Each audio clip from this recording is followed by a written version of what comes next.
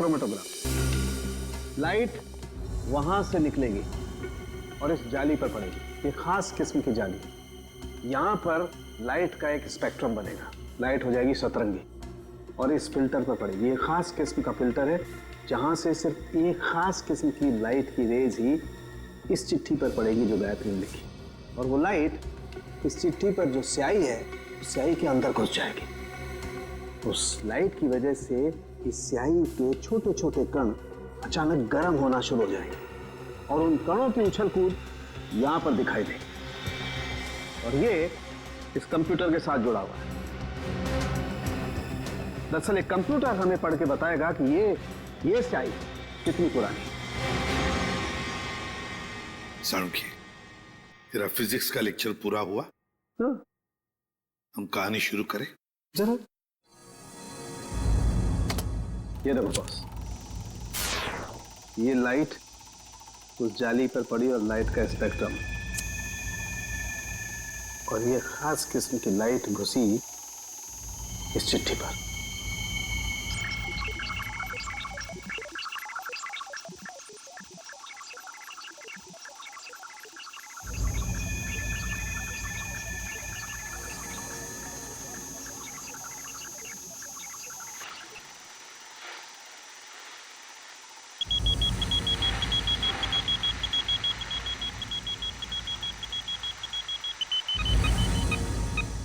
साल बस गायत्री ने चिट्ठी 6 साल पहले भेजी। गायत्री ने चिट्ठी लिखी 6 साल पहले और चिट्ठी पहुंची अब 6 साल बाद। सर, 6 साल पहले कटी हुई उंगली आज मिली। सर, न जाने इन 6 सालों में इस बच्चे के साथ क्या क्या हुआ होगा। हाँ, 12-13 साल का तो हुआ होगा बच्चा। सर, इस गायत्री को हम ढूंढ निकालेंगे। गायत्री को भी और उस बच्चे को भी। बरुणपुर जाने का इंतजाम करो। हम घर तो दिखा दे रहे हैं आप लोगों को गायत्री का, लेकिन 9 साल हो गए जब वो इस बरुणपुर से गायब हुई है। गायत्री के माँ बाप किसी से उसके बारे में कोई बातचीत नहीं करते हैं। इतना तो बता सकते हैं कि अभी वो कहाँ है, किसके साथ है। मुश्किल है साहब, पति पत्नी दोनों पूरे गांव से कटे रहते हैं, किसी से कोई बातचीत नहीं। लेकिन ऐसा क्यों? पता नहीं, हम तो उनके दरवाजे पर जाएंगे नहीं, और हमको नहीं लगता है कि आप लोगों के लिए वो दरवाजा भी खोलेंगे। टेलीग्राम। टेलीग्राम? किसने भेजा टेलीग्राम? गायत्री ने भेजा टेलीग्राम। गायत्री? सरिता रुक, चुप।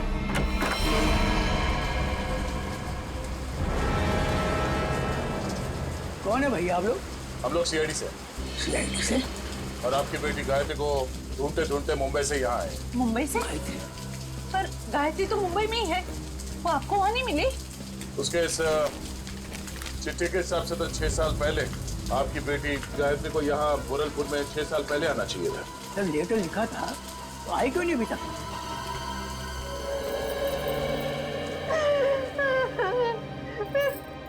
कहाँ गए मेरे बच्चे? कहाँ गए मेरे बच्चे? देखिए, आप लोगों को गायत्री के बारे में जो कुछ भी मालूम है हमें बताइए, हम उसे ढूंढ निकालेंगे।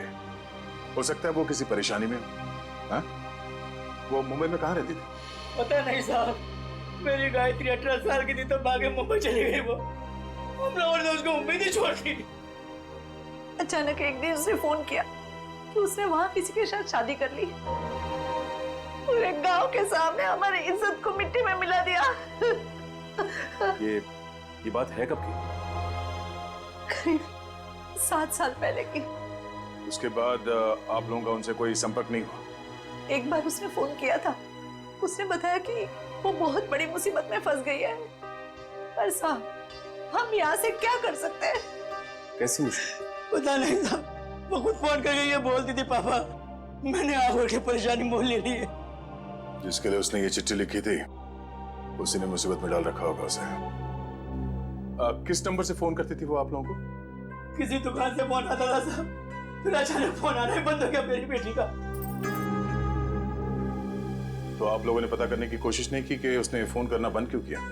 साहब, हमने कई बार वहाँ फोन किया और एक दिन दुकानदार ने बताया कि वो मैडम अब यहाँ पे नहीं आती, शायद वो मोहल्ला छोड़कर चली गई। तो आपने उसे ढूंढने की कोशिश नहीं की? नहीं मैडम, अच्छा, गायत्री के पति के बारे में कुछ पता है आपको? कोई पता नहीं साहब पति के बारे में। अच्छा, गायत्री का एक बेटा भी था ना? नहीं था, उसका कोई बच्चा नहीं था, वरना क्या वो अपनी माँ को नहीं बताती?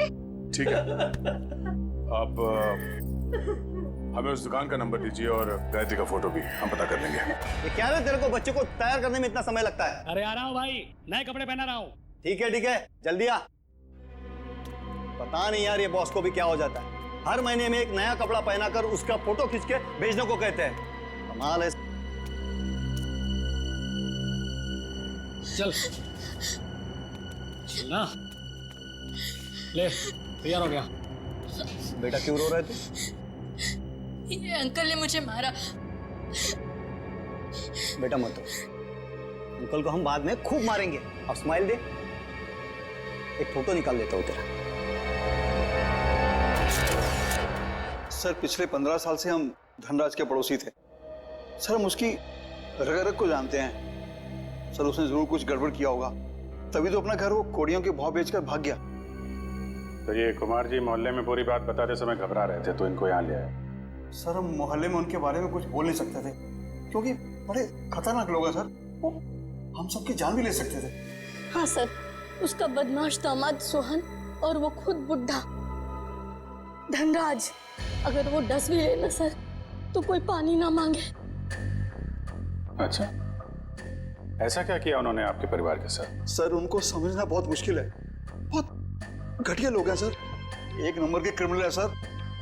मेरी बेटी की हालत देखिए ना सर, धनराज के बेटे ने इसकी जिंदगी खराब कर दी। रणवीर ने? नहीं सर, हम रणबीर की बात नहीं कर रहे हैं, उसका छोटा बेटा अमन की बात कर रहे हैं सर। एक मिनट। उनके घर में हमने एक ही बेटा देखा, रणवीर। लेकिन धनराज का दूसरा बेटा अमन है, ये तो हमें किसी ने नहीं बताया। सर उन्होंने भी आपको सच नहीं बताया, भगोड़ा है अमन। सर उससे मेरी शादी होने वाली थी और सगाई के दिन ही वो मुझे छोड़कर भाग गया, पता नहीं कहाँ चला गया था। ये धनराज और उसका परिवार तो काफी शातिर निकला सर। गायत्री का फोटो दिखाओ इन्हें। सर, इसे कभी देखा उनके परिवार में? ये गायत्री? नहीं, कभी नहीं देखा। अच्छा, कोई बच्चा भी था उनके परिवार में? नहीं सर, कभी कोई बच्चा नहीं देखा। अभिजीत, ये अमन वाली बात मुझे गड़बड़ लगती है। क्या उस अमन के बारे में और कुछ बता सकती हो तुम? हाँ सर, अमन और उसके पापा की बिल्कुल नहीं बनती थी, इसीलिए वो एक गोरेगांव के रेस्टोरेंट में काम करता था, फिर पता नहीं अचानक कहाँ गायब हो गया। अभिजीत, तो गोरेगांव में जाकर पता लगाओ किस होटल में ये अमन काम करता था। ये तो बहन जी हैं। बहन जी? हाँ साहब, सीधी सादी सी थी, हमेशा दुखी दुखी रहती थी, तो मैं इन्हें बहन जी कहता था। करीब 5-6 साल हुए हैं, अब मेरी दुकान पे नहीं आती हैं। आप बता सकते हैं कि वो इतना दुखी क्यों रहते थे? मैडम मुझे नहीं मालूम, ये तो उनके पति ही बता सकते हैं। आप उनके पति को जानते थे? नहीं साहब, उनके पति को तो कभी देखा नहीं, लेकिन अक्सर हर दूसरे दिन बहन जी मेरी दुकान पर अकेली ही आती थी। यहाँ से अपने गांव फोन करती थी, अपनी जरूरत का सामान लेती थी और चली जाती थी। उसके साथ कोई बच्चा भी आता था 5-6 साल का? नहीं साहब, मैंने कभी कोई बच्चा नहीं देखा इनके साथ। अच्छा, ये बहन जी रहती कहाँ पर थी? साहब अगर मुझे इनके घर का पता मालूम होता तो मैं अपने उधार के 2500 रुपए वसूल नहीं कर लेता इनसे। सर अगर ये गायत्री हर दूसरे दिन यहाँ फोन करने आती थी तो इसका मतलब तो यही है ना कि कहीं आसपास ही रहती होगी। इतनी वाहियात फिल्म थी ना कि मैं तो पूरी पिक्चर में ही सोता रहा। अरे क्या बात कर रहे? तो और क्या, इतनी बकवास? अरे एकदम बकवास। अरे भाई साहब सुनो, आप करना जरा ये फोटो देखिए, आप लोग इस औरत को पहचानते हैं? भाई साहब आप किसी और से जाके पूछ लीजिए ना, आप देख नहीं रहे हम लोग बातचीत कर रहे हैं। अरे भाई साहब 1 मिनट फोटो देख लोगे तो क्या जाएगा आपका? क्यों भाई, जबरदस्ती है बताना। अब जबरदस्ती समझो या फिर मजबूरी, जरा ये फोटो देख के पहचानिए। हम लोग सीआईडी से। जी हाँ, सीआईडी से। अब देखिए और बताइए। ये औरत, ये तो वही है ना सर, इसकी वजह से मेरे को बहुत मार पड़ी है सर। मैं इसके बारे में आपको कुछ भी नहीं बता सकता। मैं तो जा रहा हूँ भाई, मैं जा रहा हूँ। अरे सुनो भाई साहब, अरे नहीं भाई, अरे रुको, अरे नहीं। गायत्री को आप लोग ढूंढ रहे हैं। मगर इसमें हंसने वाली कौन सी बात है? अरे मैडम, गायत्री के बारे में हर आदमी कुछ ना कुछ नई बात बताएगा आपको। मतलब? अरे साहब, उसको समझना बहुत मुश्किल था। गुंडे उसकी देखभाल करते थे, और तो और साहब, उसको कोई आंख उठाकर नहीं देख सकता था, न ही उससे बात कर सकता था। वो रहती कहाँ थी? अभी तो कोई उसके घर में नहीं रहता, पिछले 6 साल से खाली पड़ा है। पता नहीं वो लोग कहाँ चले गए। कोई नहीं, हम देख लेंगे। ये बताओ कि उसका घर कहाँ है? वो रहा गायत्री का घर।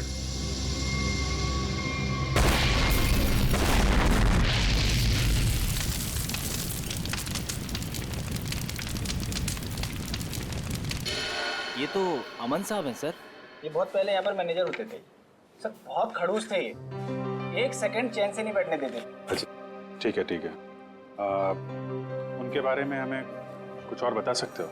हाँ साहब, सुना है कि इनके पिताजी के साथ इनकी बिल्कुल नहीं बनती थी, इसीलिए वो इतने बड़े बाप की औलाद होने के बाद भी यहाँ काम करते, और फिर किसी रईस लड़की से उन्होंने शादी कर ली, और फिर शायद वो बेंगलोर चले गए। और क्या सर, करीब 6 साल पहले एक कार एक्सीडेंट में वो, उनकी पत्नी और उनका बेटा मारे गए। तीनों मार गए? सर सुना तो ऐसा ही था।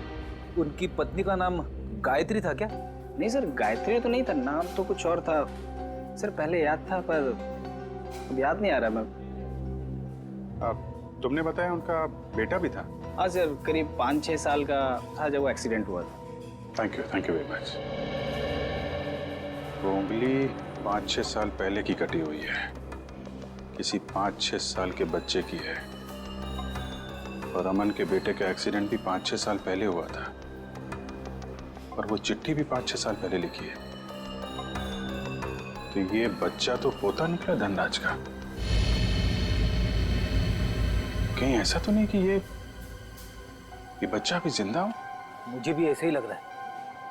जरा बेंगलोर फोन करो और पुलिस स्टेशन से एक्सीडेंट के सारे रिकॉर्ड मंगवा लो।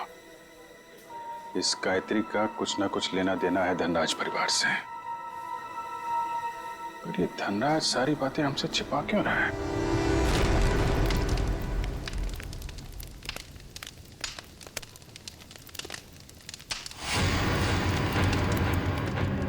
क्या टाइमिंग थी? हम लोग यहाँ गायत्री के घर पहुंचने ही वाले थे कि किसी ने यहाँ पे बॉम्ब ब्लास्ट कर दिया। सर, ये ठंडे बस्ते में पड़ा हुआ मामला नहीं लगता है। लगता है बच्चा अभी भी जिंदा है, और ये मुजरिम हम पे नजर रखे हुए था, इसीलिए उसे पता लग गया कि हम गायत्री के बारे में पूछताछ कर रहे हैं। हाँ, मगर ऐसी क्या चीज थी यहाँ जो मुजरिम चाहता था कि हमारे हाथ न लगे? ये घर सालों से बंद पड़ा है, गायत्री यहाँ पे रहती भी नहीं है, फिर ये धमाका करने की क्या जरूरत थी? जरा देखो आसपास, देखो कोई सुराग मिलता है।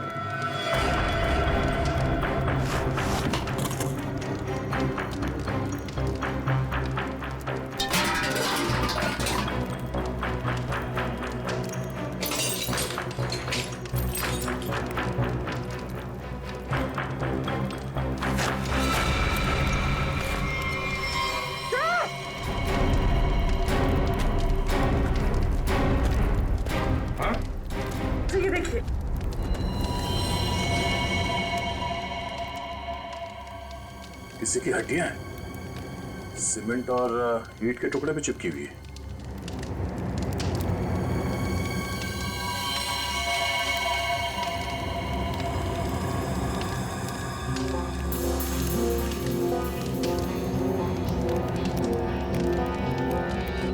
इतनी सारी हड्डियां, लगता है यहाँ पे किसी की लाश को गाड़ दिया गया था और उस कंकाल को नष्ट करने के लिए ब्लास्ट किया गया है। तो मतलब मुझे नहीं चाहता था कि कंकाल हमारे हाथ लगे।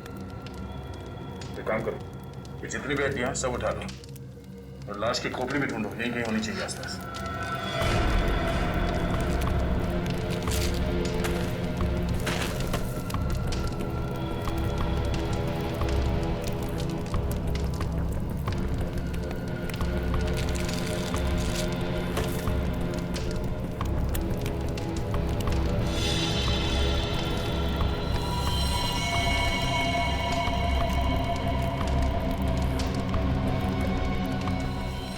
ये देखो, मिल गई खोपड़ी।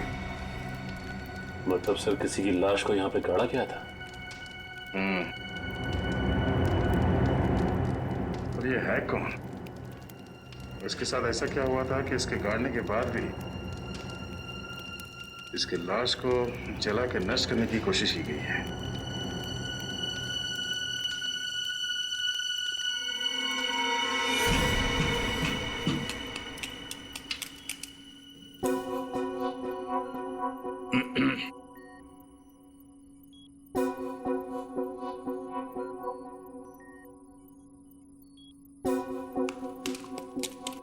सालुंखे, तू एक ही हड्डी निकालते रहे ना, हम यहाँ खड़े खड़े भजन करते हैं। हाँ?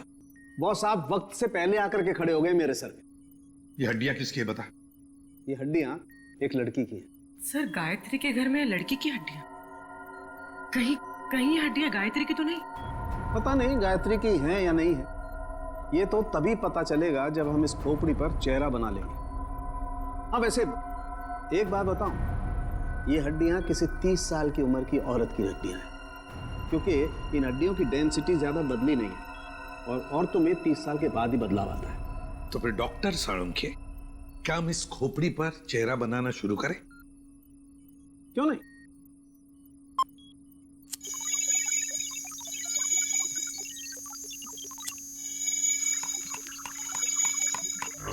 वैसे एक बात बताओ, जिस किसी ने भी गायत्री के घर में ब्लास्ट किया है, उससे बड़ा गधा संसार में कोई और होगा नहीं। वो क्यों? सिंपल सी बात है, अगर वो ब्लास्ट नहीं करता तो ये खोपड़ी बाहर नहीं आती, और अगर ये खोपड़ी बाहर नहीं आती बॉस, तो हम इस खोपड़ी पर चर्चा नहीं कर रहे होते।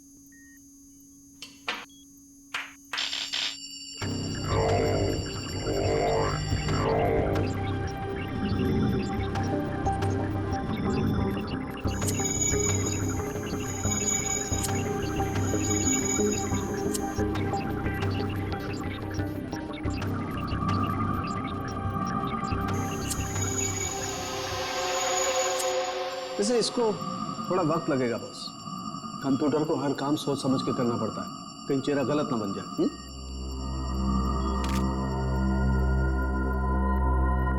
माय गॉड, ये क्या है? ये देखो बॉस, ये तो सोना है, गोल्ड।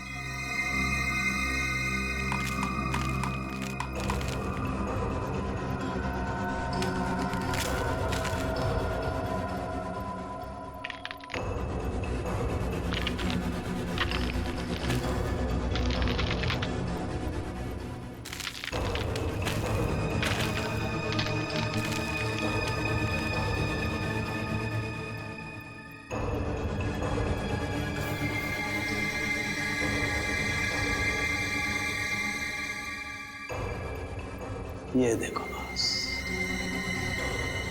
ए फॉर एप्पल, यार, ए फॉर अमन। हाँ, चेहरा बन गया बॉस। गायत्री? सर, गायत्री के घर में घुस के किसी ने उसे मार दिया और उसे अपने घर में गाड़ दिया, और गायत्री ने उस बच्चे की उंगली काट कर भेज दी।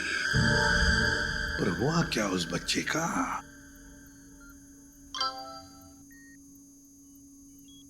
सर, बैंगलोर पुलिस ने एक मेल भेजा है, लिखा है कि 6 साल पहले अमन अपनी वाइफ के साथ कहीं जा रहा था, कार पहाड़ से नीचे गिर गई और कार में आग लग गई। हाँ, मगर इस फोटो में बच्चा भी है। पर सर, मेल में तो बच्चे का कोई जिक्र ही नहीं है। इसका एक ही मतलब हो सकता है कि बच्चा जिंदा है। सर, बच्चे ने गले में चेन भी पहनी हुई। और सर, वही वाली चेन है, A for apple, A for Aman. पर सर, अमन के बेटे की चेन गायत्री की लाश के पास मिली। अमन और उसके पत्नी की गाड़ी का एक्सीडेंट हो गया 6 साल पहले।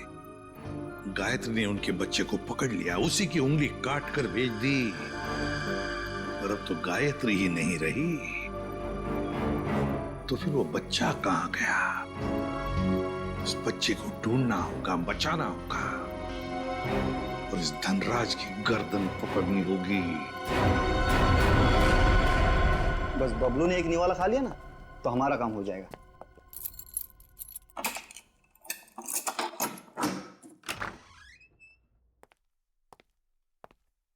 बबलू बेटा, ले बेटा खाना खा ले।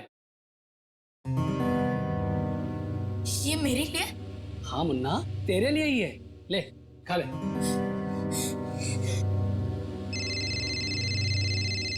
बॉस? हाँ बॉस। हाँ हाँ बस निकल ही रहे।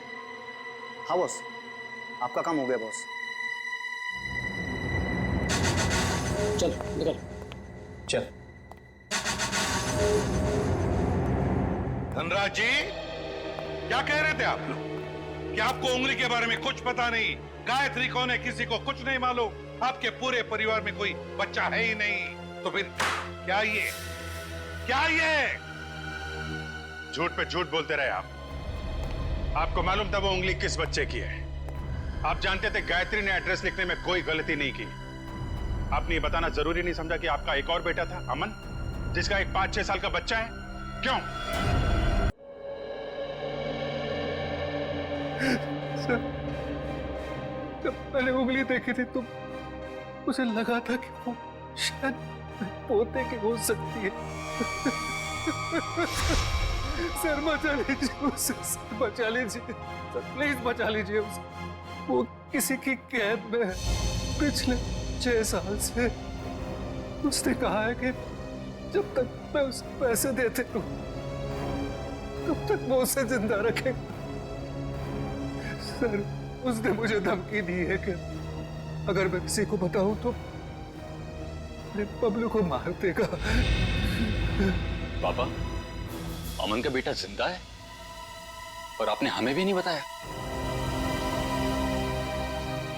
मैं नाराज था अमन से। उसने भी मेरे मर्जी के खिलाफ शादी की थी, पर 8 साल के बाद उसका मुझे फोन आया और उसने माफी मांगी, तो मैं किसी को बिना बताए बेंगलोर चला गया। मेरे पोते बबलू को गले लगाया, उनको घर वापस आने को कहकर मैं वापस आ गया। मुझे क्या पता था कि वहां से आते आते उनका एक्सीडेंट हो जाएगा। लेकिन बबलू उस एक्सीडेंट में बच गया, है ना? मुझे लगा था कि उन दोनों के साथ बबलू भी नहीं रहा, पर एक दिन किसी आदमी का मुझे फोन आया। उसने बबलू की आवाज मुझे फोन पर सुनवाई और कहा कि जब तक मैं उसे 10 लाख रुपया महीना देता रहूंगा तब तक बबलू जिंदा रहेगा। आपको ये कैसे लगता था कि उन्होंने बबलू को जिंदा रखा होगा? सर वो हर महीने मुझे बबलू के फोटोग्राफ्स भेजता रहा सर। 1 मिनट, ये लीजिए सर।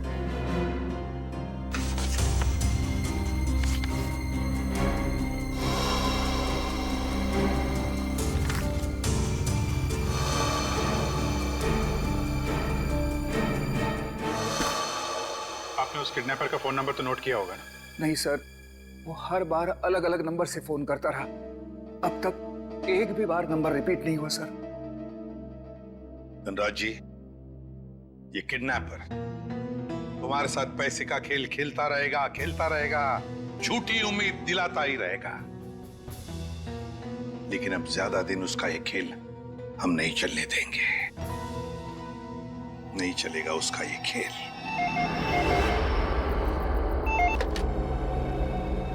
हेलो धनराज जी, मैं सोच रहा हूँ कि आपका पोता मैं लौटा दूं। ओह, तुम हो? भगवान तुम्हारा भला करे। प्लीज मेरे पोते को लौटा दो। हम भगवान के भरोसे पे नहीं रहते। तुम हमारा भला करोगे और हम तुम्हारा। हाँ हाँ, मैं हमेशा की तरह पैसे लेके आऊंगा। बोलो कहाँ आना है? अभी आता हूँ। नहीं, अभी नहीं, कल सुबह ठीक 7 बजे कल्लू गैरेज, और इस बार 10 करोड़ लेकर आना। 10 करोड़? हाँ, 10 करोड़। पर इतने सारे कैश पैसे मैं कहाँ से ले आऊंगा? इसीलिए तो 12 घंटे का समय दे रहा हूँ ना। और सुनो, कोई चालाकी नहीं, वरना अपने पोते से हमेशा के लिए हाथ धो बैठोगे। नहीं नहीं, प्लीज कुछ भी मत करना मेरे पोते को। मैं पहुंच जाऊंगा, 7 बजे के पहले ही पहुंच जाऊंगा। Hello hello hello.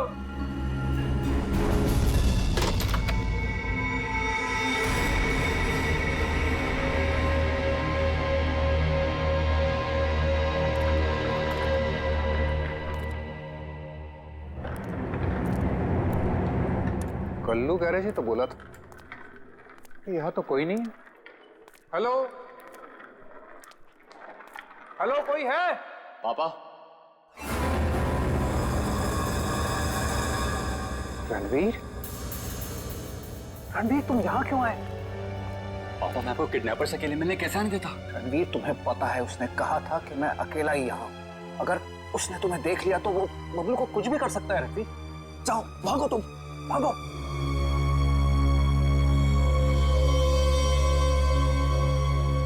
पापा अगर मैं ही यहाँ से चला गया तो आपको आपके लाडले पोते से कौन मिलाने वाला है? क्या तुम? जी हाँ, मैं ही आपके पोते को 6 साल से पाल रहा हूँ। क्या कह रहे हो रणवीर? तुम ऐसे कैसे कर सकते हो? मैं तुम्हें... अरे अरे पापा आराम से, शांति, नहीं तो ब्लड प्रेशर हाई हो जाएगा। आपका पोता बिल्कुल ठीक ठाक है। ले आओ रे।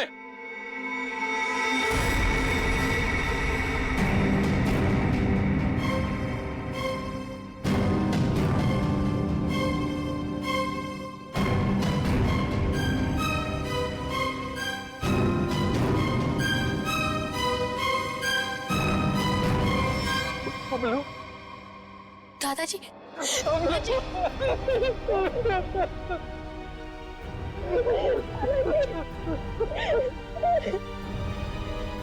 मैं आ गया हूं, तुम्हें कोई कुछ नहीं करेगा। चलो घर चलते। अरे रुकिए पिताजी, रुकिए। जाते जाते जरा इन कागजात पे साइन करते जाइए, देख लीजिए। अब वो क्या है ना कि ये सब हो जाने के बाद आप और मैं एक साथ तो रह नहीं सकते, तो आपका घर और फैक्ट्री मेरे नाम कर जाइए और दफा हो जाएगी। तुझ जैसे विश्वासघातकी को तो मैं एक फूटी कौड़ी भी नहीं दूंगा।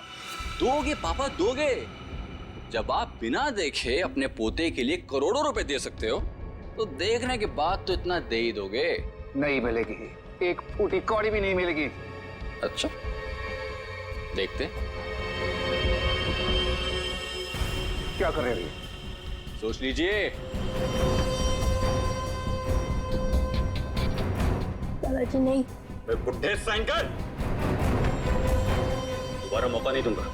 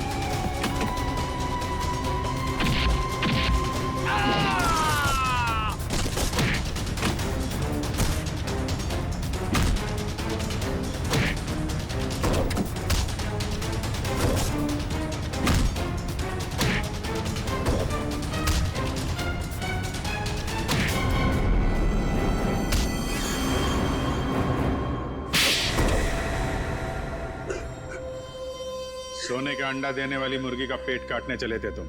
सारे अंडे एक साथ चाहिए थे, हैं? धनराज जी को फोन करके यहाँ बुलाना तुम्हारी सबसे बड़ी गलती थी। गायत्री ने वो चिट्ठी इसी जल्लाद के लिए लिखी थी, इसने शादी की थी उससे। अब बता क्यों किया तूने ये सब? कोई औलाद नहीं थी इनकी, तभी इन्होंने मुझे गोद लिया था। लेकिन फिर अमन के हो जाने के बाद मैं इन पर बोझ बन के रह गया था। रणवीर, मैंने तुम्हें कभी अमन से कम नहीं समझा बेटे। झूठ बोल रहे हो तुम। अमन ने इनकी मर्जी के बगैर शादी की थी और वो घर छोड़ के चला गया। तो मुझे लगा शायद अब मुझे मेरा हक मिल जाएगा, लेकिन नहीं, सुलह करके आ गया उसके साथ। इसलिए तुमने अमन को एक्सीडेंट में मरवा दिया? हाँ, लेकिन उस एक्सीडेंट में अमन का बेटा अंकित बच गया था, लेकिन मैंने सोचा कोई बात नहीं, इसी बच्चे के जरिए मैं इस पैसे के पुजारी से पैसा निकलवाता रहूंगा और एक दिन इनको कंगाल बना दूंगा। गायत्री तो तुम्हारी पत्नी थी, उसको क्यों मारा? सर, मुझे लगा वो अंकित को मेरे हिसाब से संभाल लेगी, लेकिन नहीं, उसे उस पर दया आने लगी। मेरे इतने दबाव देने के बाद ही उसने इसकी एक उंगली काटी थी और उसके बाद वो मुझे धमकाने लगी, कहती है कि अंकित को जल्दी से घर छोड़ दो वरना मेरा भांडा फोड़ देगी, मेरा, अपने पति का। इसलिए तुमने उसे भी मार के वहां घर में गाड़ दिया? हाँ, क्योंकि मैं नहीं चाहता कि मेरी तरफ आराम से आने वाले पैसों के बीच में कोई भी रुकावट बन जाए। रुकावट तो आनी ही थी रणवीर।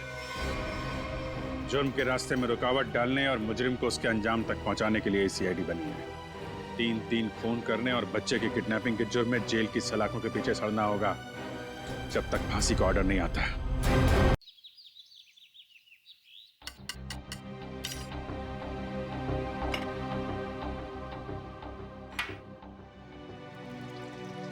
माँ जी, वो लोग इंतजार कर रहे हैं।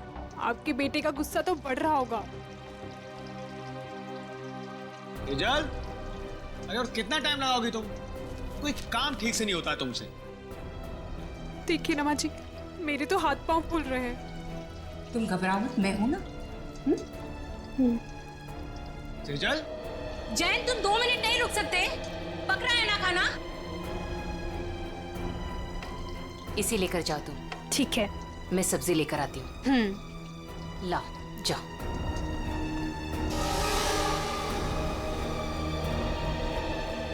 थैंक गॉड, आज खाना तो ठीक वक्त पर आ गया।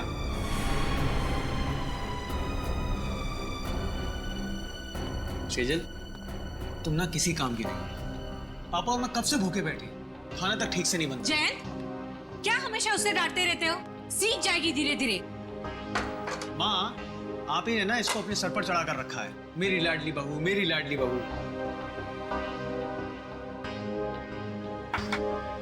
घबराओ मत, मैं हूं ना।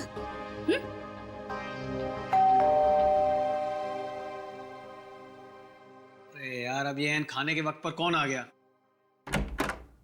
हाँ सर, ये आपका पार्सल आया है। पार्सल?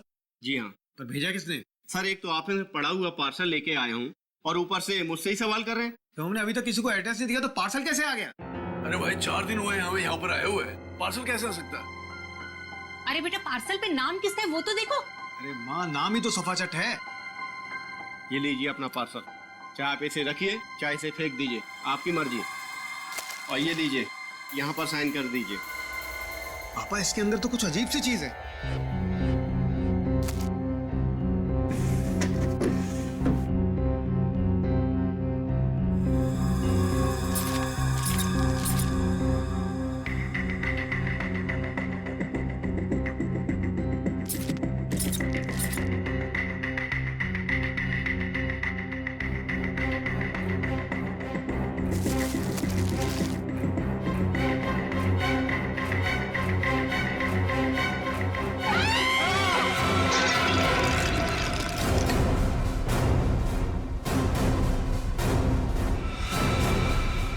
किसने भेजा है हमारे घर ऐसा?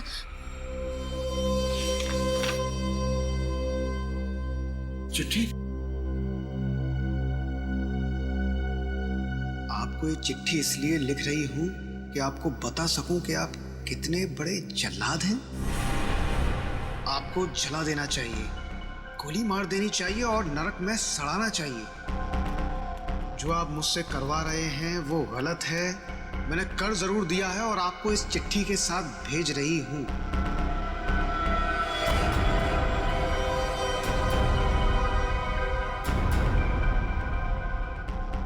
लेकिन अब बस, अब मैं आपके लिए ये घोर पाप नहीं करूंगी। मैं कुछ नहीं करूंगी। अब उसे मारना है या नहीं आप देखो। मैं अपने गांव बरोलपुर वापस जा रही हूं और आपको कभी नहीं मिलूंगी। आप बहुत ही घटिया आदमी हो और मैं अब नहीं डरती आपसे, आपकी गायत्री।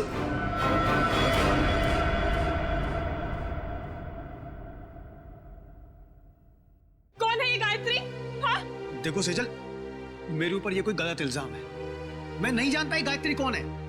मेरे होते हुए कौन तुम्हारी गायत्री? ये तोहफा दिया है तुम्हारी गायत्री ने तुम्हें? हाँ?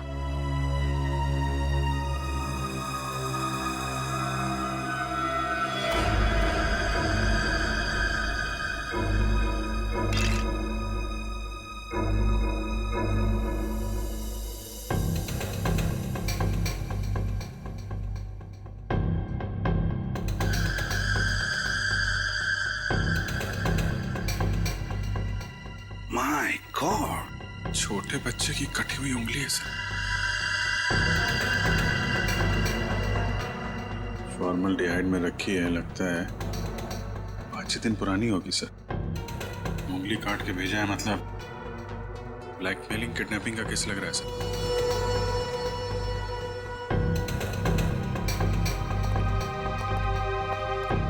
क्या आपके घर में, आपके परिवार में कोई छोटा बच्चा है? नहीं सर, हमारे यहाँ तो कोई बच्चा नहीं और ना ही ये पार्सल हमारा हो सकता है। लेकिन आया तो तुम्हारे घर पर ही ना। अगर इसी एड्रेस पर आया तो और किसी का कैसे हो सकता है? हाँ? चिट्ठी कहाँ है वो? सब जिसके लिए लिखी गई थी उसके पास ही होगी। अरे यार, क्यों मुझे मरवाने पर तुले हुई हो? सर, चिट्ठी।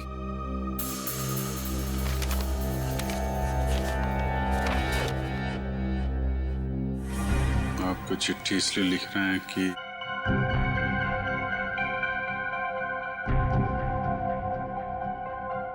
बहुत ठीक घटिया आदमी हो, और मैं नहीं डरती आपसे। आपकी गायत्री। सर, हमें नहीं पता ये चिट्ठी में ये लड़की क्या बात कर रही है, और हम गायत्री को नहीं जानते। सर, जिसे ये पार्सल मिलने वाला था उसका नाम तो लिखा था, मगर अब इसे पढ़ पाना बड़ा मुश्किल है। अच्छा, हाँ ठीक है, पता तो लगा ही लेंगे। लेकिन इस गायत्री ने एक छोटे बच्चे की उंगली काट कर यहां भेजी है आपके पास, और तुम लोग कह रहे हो कि तुम्हें कुछ पता नहीं ये गायत्री कौन है?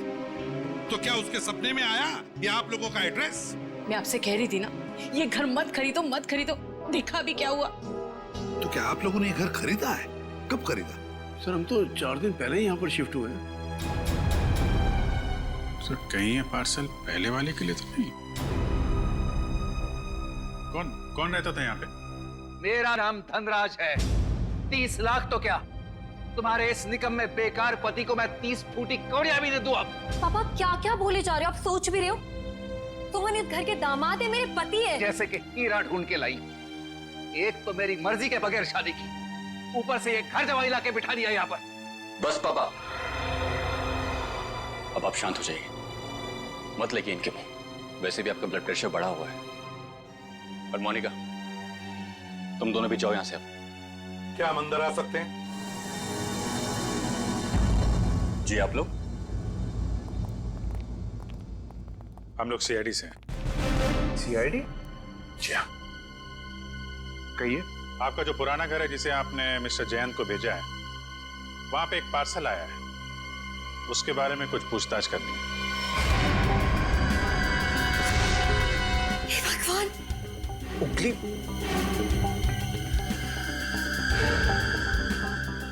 ये तो किसी बच्चे की उंगली है। जी हाँ, और इसके साथ साथ एक चिट्ठी भी है। किसी गायत्री ने लिखी है चिट्ठी।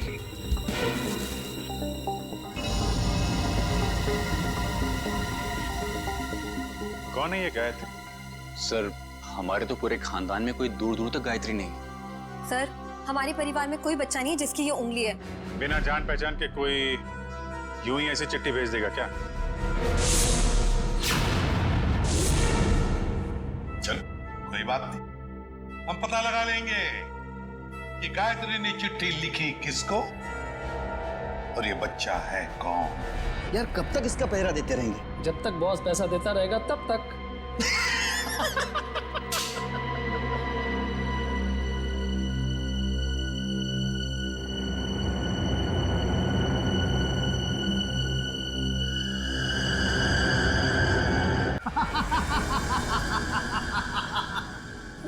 से। कटी हुई उंगली देखकर सदमा लगा है इसे। सदमा।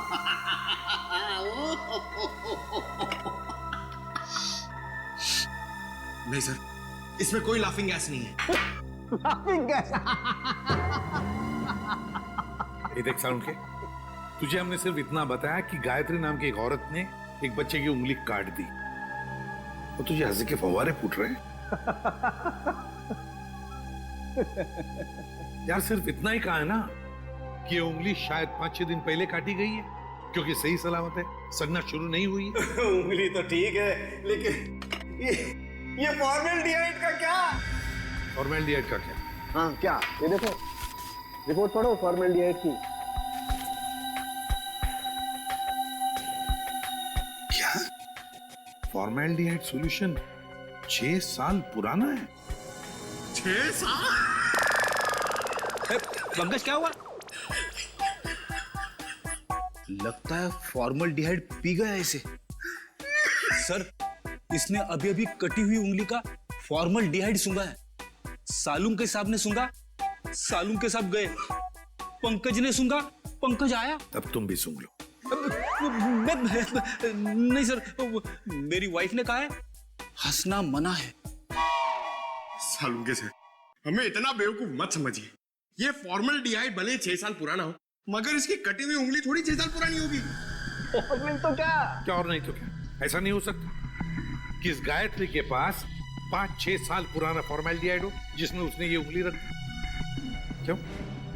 अब चुप क्यों हो गए? अरे यार वो क्या जब हैं? फॉर्मेल्डिहाइड 6 साल पुराना तो उंगली भी 6 साल पुरानी हो गई। देखो बॉस, वो जो चिट्ठी गायत्री ने भेजी है ना, उस चिट्ठी पर जो स्याही है, मैं उस स्याही के अंदर घुसूंगा और पता चल जाएगा। हाँ, ये लो, सालू के सब अब चींटी बन के दिखाएंगे। कैसे? कुछ पी जाएंगे और क्या, चींटी बन जाएंगे? ओ, अगर चींटी नहीं बनेंगे तो इनके अंदर घुसेंगे कैसे? है ना? चल, ये है